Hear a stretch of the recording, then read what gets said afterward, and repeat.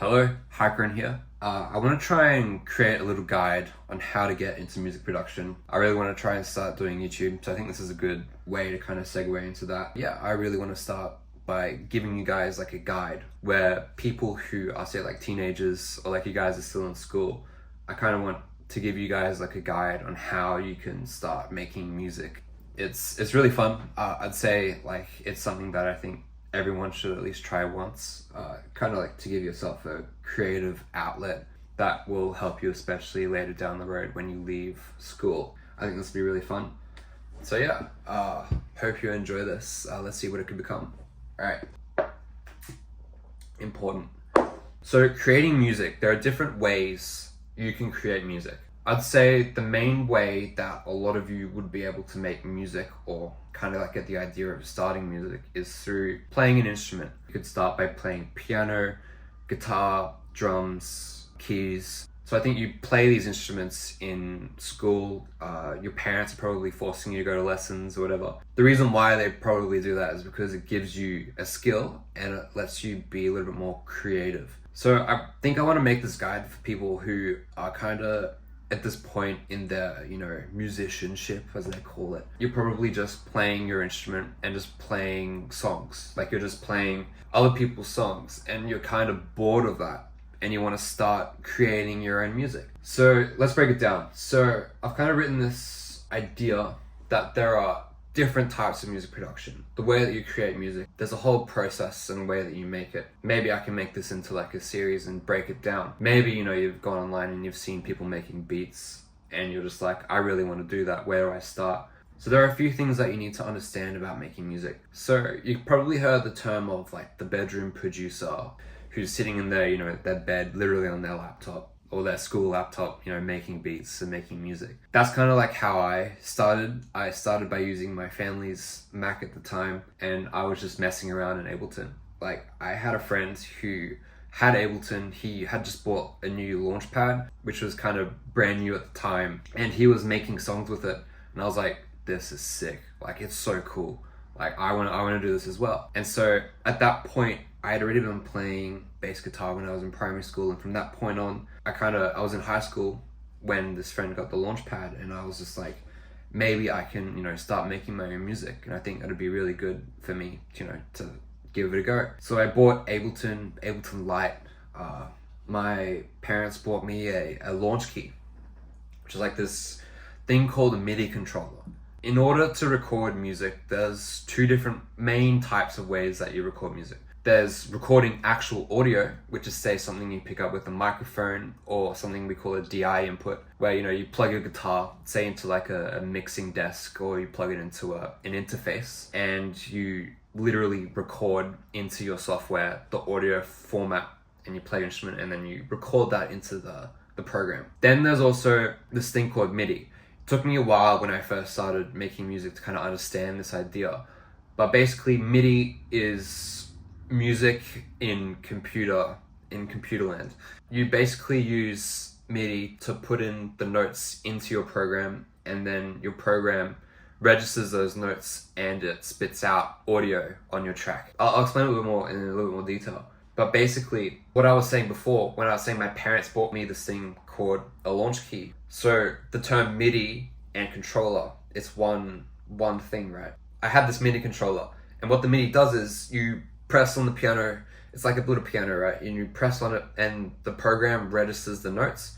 You connect a USB to the computer, program registers the notes, and from that point onwards, you can put whatever instrument you want on that MIDI track. That's probably like the coolest thing you can do. You put an instrument or a plugin on that MIDI track and you can create your own sound, or you can use what they call presets on different softwares. So you've probably heard of Serum, Massive, Contacts. In Ableton as well, like it has like the default sounds that you can put on these MIDI tracks, and it translates it into audio.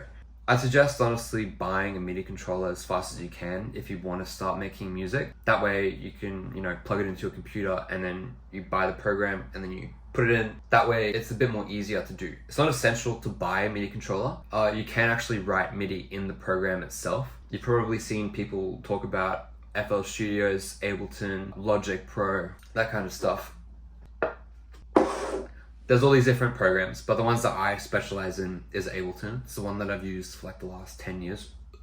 Basically just choose a program that you'd like. All MIDI controllers work with pretty much every program. And like I was talking about before, the Launchpad is actually a MIDI controller. It's kind of like, it's like a drum machine. Like at the time, like there was like this Tetris video, like this guy did a remix of Tetris and he's just like hitting the different buttons on the Launchpad and like the lights are flicking everywhere and all that. Really sick, really sick.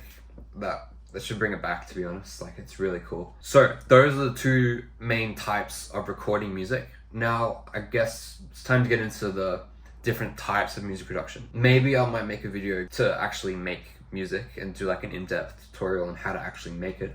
But for now, I want to introduce this idea of the different types of music production. So that's recording studio is kind of like your first type of making music. Then your second type is what I mentioned before, is the at-home production. So recording studio is when the goal in these sessions is basically to record the artist or the band all together and record everything into the programs, mainly through audio, not MIDI, just through audio. You've probably seen like bands and all that, you know, the terms like recording and all that. That's like the professional way to do it. So the key difference between these different types of music production and creating music is this fact. So not many people talk about it, but this idea of how by making music at home, the massive difference that I don't really see many people talking about is that if you make music at home, you don't need to have the ability of like an insane professional musician. Like, it's accessible to pretty much everyone. The only thing that kind of separates you from, say, like those professional musicians that have had years of experience is the amount of time and effort that you put into making your songs. So yeah, basically that is the major difference between them, is that, say, like if you go into, say, like a recording studio and record your songs, usually those musicians already understand like how to play their instrument. They already know how all their different parts for the song or whatever. If it's in a band situation, like they've probably been playing the song for like so long, doing live performances, so like they're already used to it. It's just a matter of, you know, recording it and actually getting it into a audio format that they can, you know, send out to you guys. Yeah, those are the two main types of music production. So I'd say for the younger people that are just starting to get into music production, I don't think you don't have to worry about recording. Rather, it should be more about getting your foot in the door, you know, download a DAW, they call it, digital audio workstation, they call it. You know, just downloading that, getting into it, messing around and experimenting as well. You can experiment both with MIDI, so you can use your keyboard, even like this keyboard here. There are different DAWs that allow you to actually like use, say, like the row from A to L as like a keyboard, like an actual like keyboard in the sense of like playing musical notes, which I think is really cool. That could be like a start, you know, before you think about buying a MIDI controller. Obviously, there are MIDI controllers that I would recommend. I think I'd recommend starting with a Launchkey. Launchkey and Novation, they were kind of like, they got my foot in the door basically. Like, it's, you know, you start by playing the keys or whatever, and like it doesn't have to be, it's not black and white, right? You can just play whatever you want. You record it, and then what you can do is you can edit the recording later, and you can basically perfect your take just by, you know, going on your computer and just like editing it, right? I think that's really cool, and that's kind of like the magic of music production that I don't think many people talk about, is that you can turn something that is really simple or like a really bad take into something that is insane, like is really cool. And then, you know, you need to kind of get into like choosing the different sounds that you want to put that MIDI through. There's all these different techniques of like layering different sounds, match them and mix them to try and get them into the same kind of, to make them sound like nicer. You can have multiple MIDI tracks playing the same line but with different instruments, which kind of gives you like a bigger range of like that line, and you can create some really interesting stuff with that. I do want to do more videos where like I go into, you know, the concepts of like music theory, how there are different tracks that you need to kind of like make actual songs, like say like this idea of chords, this idea of like using leads and basses and like using drums. So yeah, I think that's all I'm gonna really talk about in this video. I really want to try and start this series where, like, you know, people that have never made music before, I kind of want to help people to actually make music.